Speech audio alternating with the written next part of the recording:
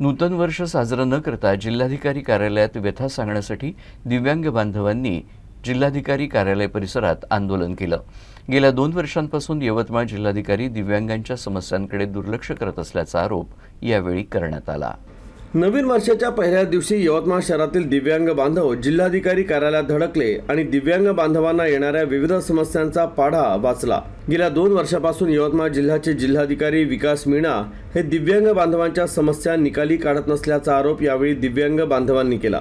दिव्यांगांच्या मानधनात वाढ, दिव्यांगांना मिळणाऱ्या सुविधा अजूनही त्यांना मिळत नसल्याची ओरड यावेळी करण्यात आली। 2 वर्षापासून जिल्हाधिकारी विकास मीणा दिव्यांगांना टोलवाटोलवीची उत्तरं देत आहे। मागण्या मान्य न झाल्यास अमरावतीच्या विभागीय आयुक्त कार्यालयासमोर आमरण उपोषण करण्याचा इशारा यावेळी दिव्यांग नागरिकांनी दिला। जेव्हापासून हे कलेक्टर इथे रुजू झालेले आहे, रुजू झाले त्या पहिल्या दिवशी आम्ही आलो, कलेक्टरला भेटलो, दिव्यांगाच्या समस्या सांगितल्या।